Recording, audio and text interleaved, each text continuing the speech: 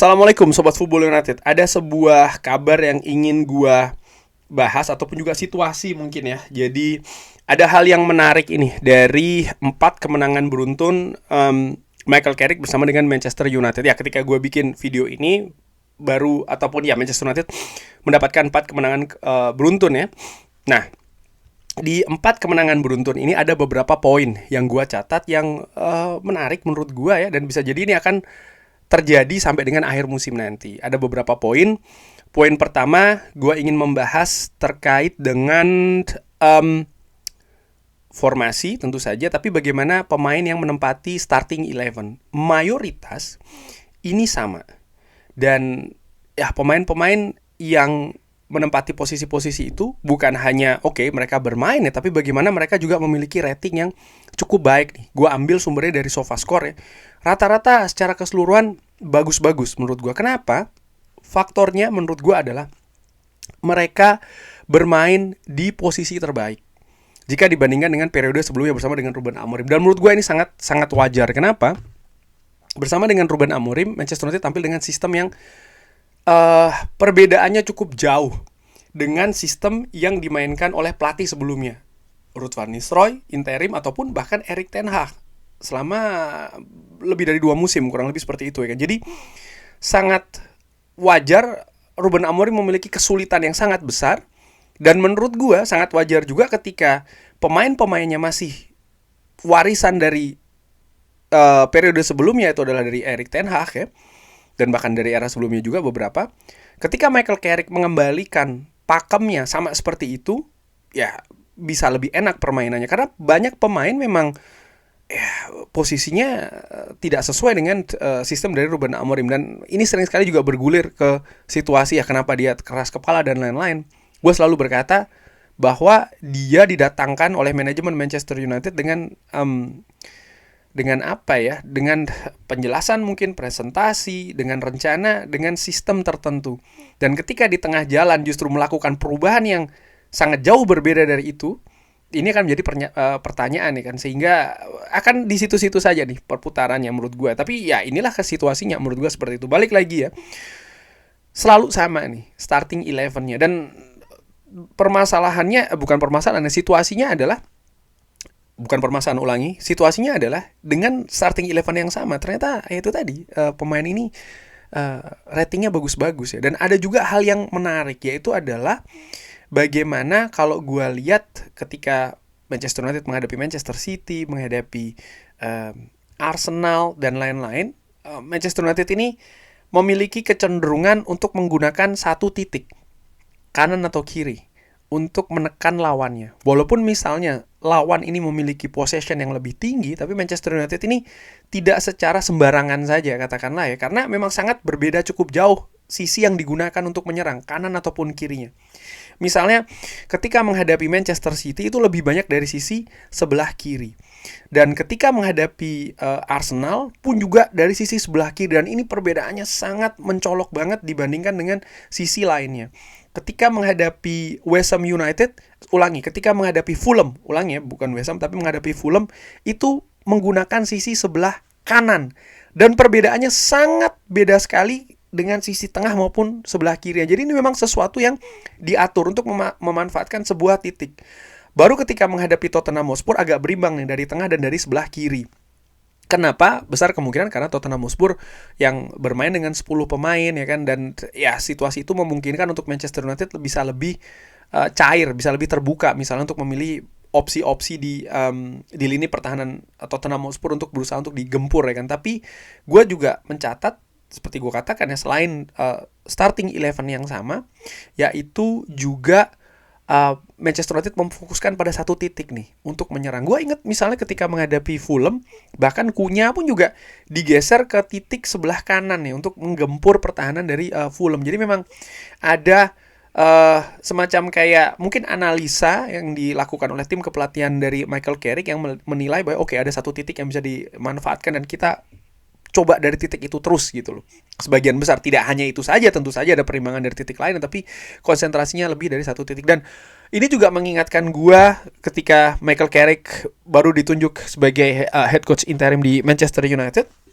dari permainan di Middlesbrough ya, disebutkan dia juga demikian, dia memilih satu titik biasanya dan mayoritas memang dari sebelah kiri untuk tim itu melakukan gempuran. Dan saat ini di Manchester United pun juga demikian. Ini hal yang menarik, dan dalam 4 pertandingan terakhir menurut gue ini cukup sukses. Yang menarik kenapa? Menarik adalah apakah hal ini bisa dibaca oleh tim lain, dan ketika sudah dibaca mereka akan melakukan apa. Karena oke, dibaca itu satu hal, dan mereka akan melakukan apa itu hal yang lainnya lagi, dan apakah mereka berhasil untuk menghentikannya itu juga hal lain lagi gitu ya. Menurut gue seperti itu. Nah, lalu jadi ada satu titik tadi itu ya, poin kedua. Poin lainnya adalah gua juga melihat ya bahwa Manchester United ini dalam duels mereka memiliki presentasi yang bagus. Jadi dalam duels mereka, kalau gue lihat misalnya menghadapi Fulham, mereka menang duels 56% berbanding dengan 44% ya, duel-duel yang dilakukan. Menghadapi Tottenham Hotspur pun juga demikian, 54% 46. Gue lihat ketika menghadapi Arsenal pun juga demikian, mereka memiliki angka yang bagus ya statistiknya. Bahkan dari sisi tackling pun juga cukup bagus, bisa mengimbangi Arsenal. Menghadapi Arsenal, Manchester United tertinggal tapi beda tipis nih, 51%, 49% ya duel. Tapi itu tadi, dengan situasi menghadapi pimpinan klasemen, tentu saja Arsenal juga memiliki rata-rata duel yang bagus. Manchester United memiliki angka juga yang tidak kalah jauh, kurang lebih seperti, bahkan cenderung imbang ya. Dan ketika menghadapi Manchester City pun Manchester United juga memiliki angka duel yang lebih bagus nih, 54% berbanding dengan 46%. Jadi gue menilai bahwa duels ini juga merupakan komponen yang digunakan, bahkan dikembangkan lagi oleh Michael Carrick bersama dengan tim kepelatihannya untuk skuad Manchester United. Jadi kita akan melihat ya memang pemain-pemain Manchester United ini dan menurut gue penting memenangkan duel tersebut, karena dengan memenangkan duel maka ada kemungkinan bola itu dikuasai, lalu setelahnya bisa dialirkan, apakah possession, apakah langsung misalnya melakukan terobosan-terobosan umpan direct ya, through pass dan lain-lain. Ini menarik menurut gue.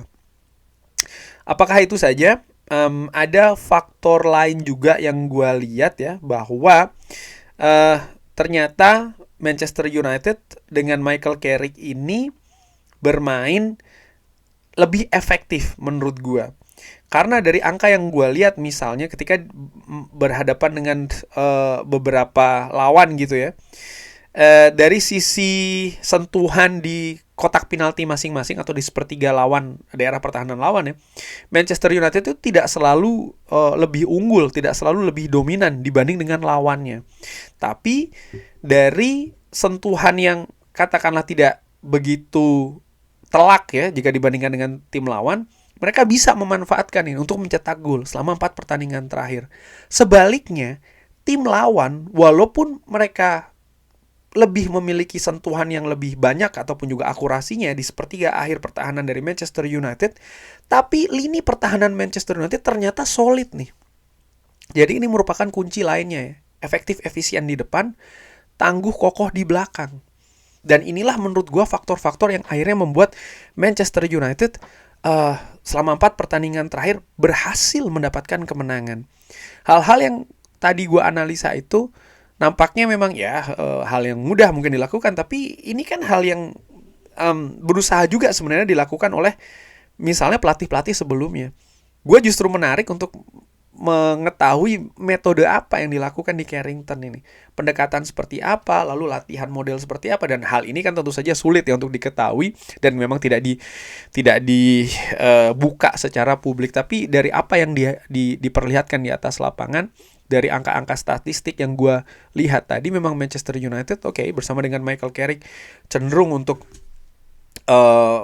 menempatkan atau memainkan pemain di posisi terbaiknya ya, dan menurut gue ini hal yang akhirnya bisa membuat justru pemain-pemain tersebut bermain dengan baik. Rating menunjukkan demikian. Lalu bagaimana angka duels itu juga bagus menurut gue ya, dan ini memiliki ya menurut gue perbedaan dengan Manchester United sebelumnya. Lalu ya Manchester United tangguh di belakang dan efisien di depan. Kalau ini terus berlanjut, menurut gue ya Manchester United akan memiliki peluang yang sangat bagus sih untuk bisa mendapatkan tiket Eropa musim depan. Cuman pertanyaannya, dari hal-hal yang gue sebutkan tadi ya, memenangkan duels, bermain dengan tangguh, efisien, tangguh di belakang, efisien di depan, ada satu hal yang mungkin lalu memilih juga satu titik ya untuk menyerang. Ada satu hal menurut gua, ataupun katakanlah dua ya, yang justru jadi pertanyaan sekaligus juga tantangan nih untuk Manchester United sampai dengan akhir musim nanti, yaitu adalah situasi fisik. Apakah situasi fisik dari para pemain Manchester United ini untuk bisa tidak ya untuk konsisten dengan seperti ini sampai dengan akhir musim nanti? Itu yang pertama. Lalu yang kedua, ketika itu tidak terjadi, misalnya ada situasi penurunan fisik ataupun cedera atau seperti apa, kedalaman skuadnya seperti apa ini? Karena kan penting untuk menyiapkan bukan hanya 11 pemain, bukan hanya 18, tapi mungkin lebih dari itu ya, sampai dengan akhir musim nanti. Di situ menurut gue salah satu tantangannya supaya Manchester United ini bisa tampil dengan, nah ini kata kuncinya, konsisten sampai dengan akhir musim nanti. Kurang lebih seperti itu Sobat Football United ya, secara ringan amatiran, 4 poin, ya 4 atau 5 poin tadi kira-kira. Bagaimana menurut Sobat Football United? Seperti biasa, drop di kolom komen. Terima kasih sudah menyaksikan. Jangan lupa like, sholat, dan juga subscribe. Wassalamualaikum warahmatullahi wabarakatuh. Thank you.